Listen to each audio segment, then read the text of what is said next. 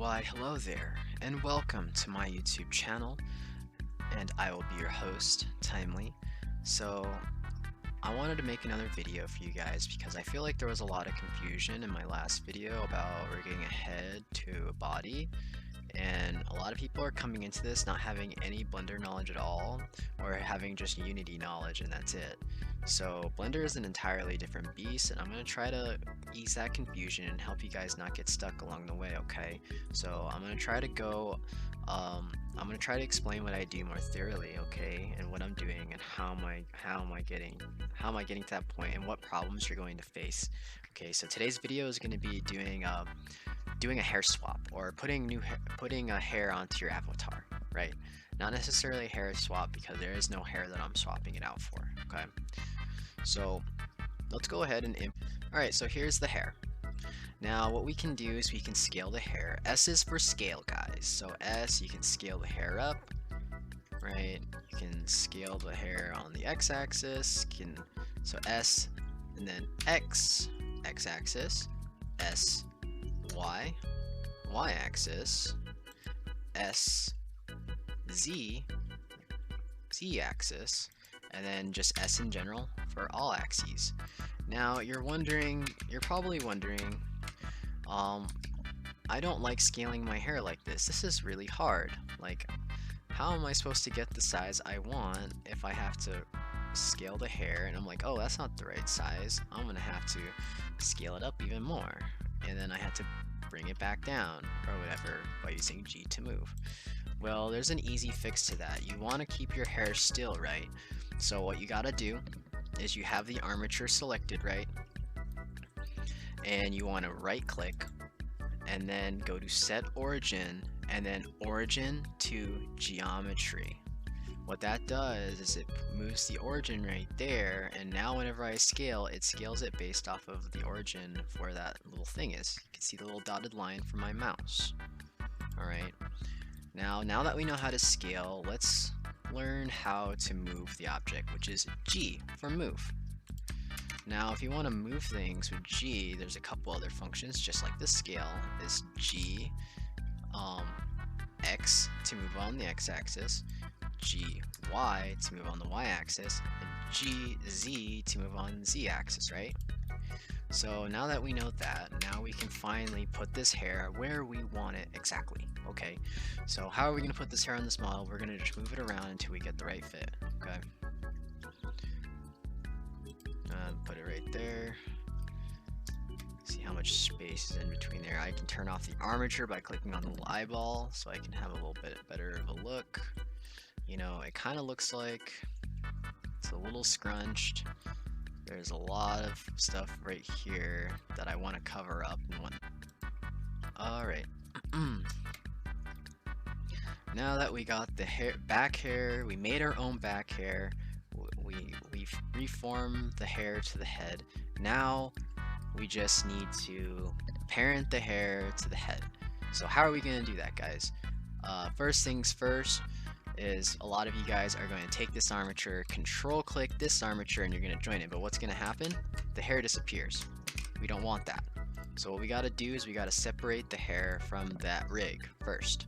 So we click on the hair and then we right click on the center of your screen, right? It can be anywhere.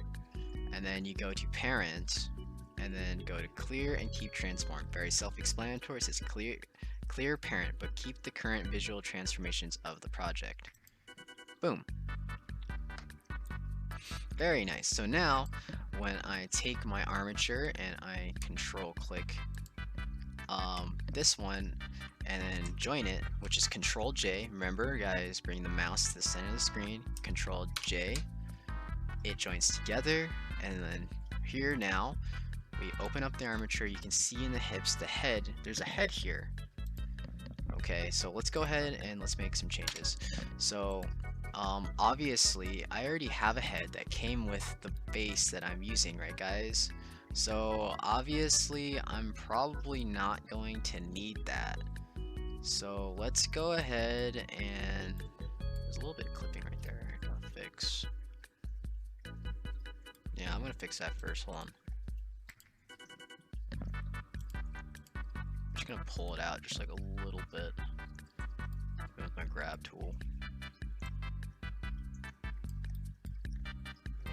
is that? That's just like a normal slit in the hair. Never mind. I'm tripping.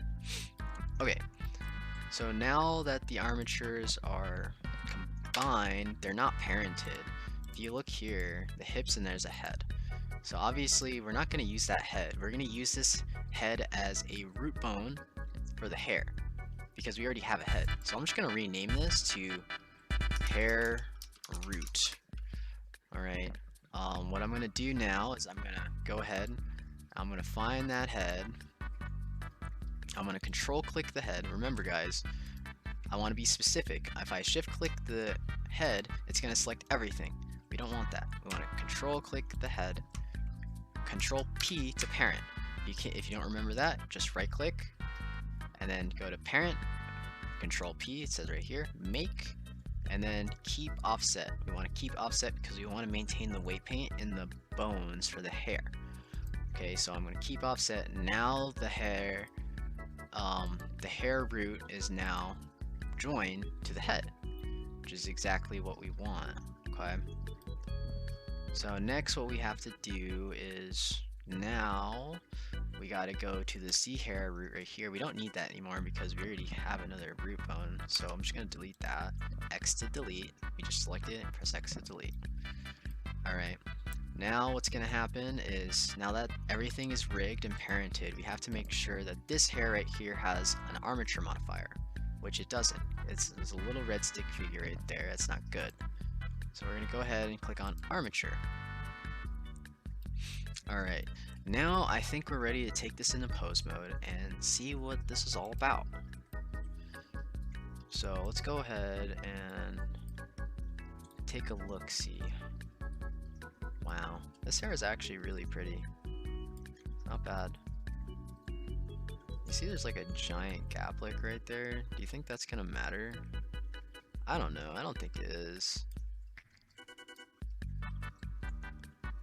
Yeah, who cares, I think. Because what I'm going to do anyways is the hair is going to have color, and what you're going to see, there's not going to be no lighting in here, it's all going to be the same color, right? So, I don't think it's going to matter. You're not going to be able to see. Oh, look at that.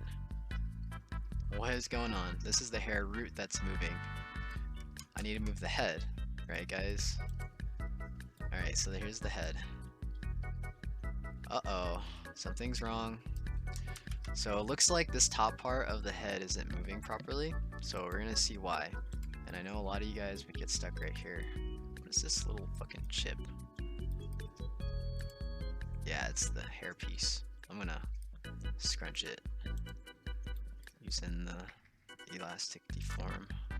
Move that in a little bit. There you go. That should be good.